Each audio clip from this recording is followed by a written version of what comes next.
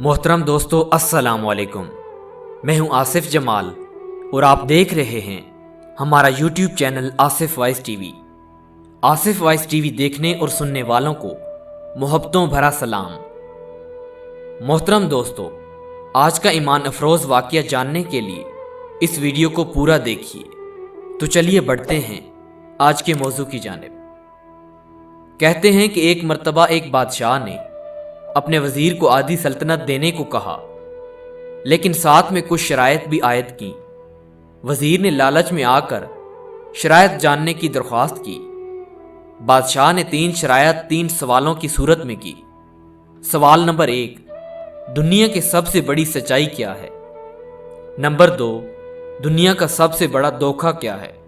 Number 3، دنیا کی سب سے میٹھی چیز کیا ہے؟ بادشاہ نے اپنے وزیر کو حکم دیا کہ وہ ان 3 سوالوں کے جواب 1 ہفتے کے اندر اندر بتائے، بصورت دیگر سزائے موت سنائی دی جائے گی۔ وزیر نے سب سے پہلے دنیا کی بڑی سچائی جاننے کے لیے ملک کے تمام دانشمندوں کو جمع کیا اور ان سے سوالوں کے جواب مانگے۔ انہوں نے اپنی اپنی نیکیاں گنوائیں، لیکن کسی کی نیکی بڑی اور کسی کی نیکی چھوٹی نکلی، لیکن سب سے بڑی سچائی کا پتہ نہ چل سکا۔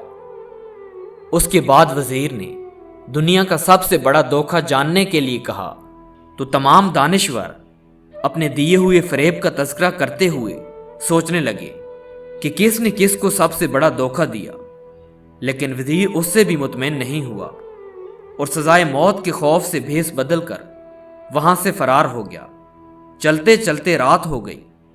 اسی دوران اس کو ایک کسان نظر آیا جو کھرپی سے زمین کھود رہا تھا۔ کسان نے وزیر کو پہچان لیا۔ وزیر نے اس کو اپنی مشکل بتائی، جسے سن کر کسان نے اس کے سوالوں کے جواب کچھ یوں دیے: دنیا کی سب سے بڑی سچائی موت ہے، دنیا کا سب سے بڑا دھوکہ زندگی ہے۔ تیسرے سوال کا جواب بتانے سے پہلے کسان نے کہا کہ میں اگر تمہارے سوالوں کے جواب دے دوں تو مجھے کیا ملے گا؟ سلطنت تو تمہارے ہاتھ آئے گی۔ یہ سن کر وزیر نے اسے 20 گھوڑوں کی پیشکش کی اور اسے ہی استنبول کا نگران بنانے کی بھی پیشکش کی۔ کسان نے یہ سن کر جواب دینے سے انکار کر دیا۔ وزیر نے سوچا کہ یہ تو آدھی سلطنت کا خواب دیکھ رہا ہے۔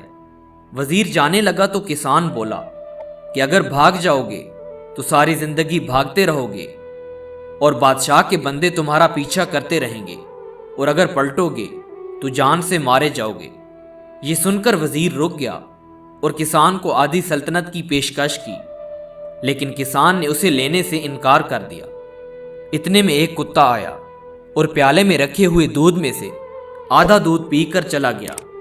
کسان نے وزیر سے کہا، مجھے آدھی سلطنت نہیں چاہیے، بس تم اس بچے ہوئے دودھ کو پی لو تو میں تمہارے تیسرے سوال کا جواب دے دوں گا۔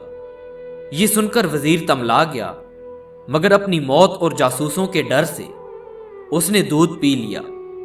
وزیر نے دودھ پی کر کسان کی طرف دیکھا اور اپنے سوال کا جواب مانگا، تو کسان نے کہا کہ دنیا کی سب سے میٹھی چیز انسان کی غرض ہے، جس کے لیے وہ ذلیل ترین کام بھی کر سکتا ہے۔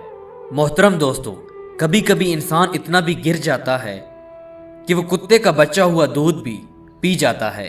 تو اللہ تعالی ہم سب کو نیک راہ پہ چلنے کی توفیق عطا فرمائے اور لالچی لوگوں سے دور رکھے۔ جزاک اللہ۔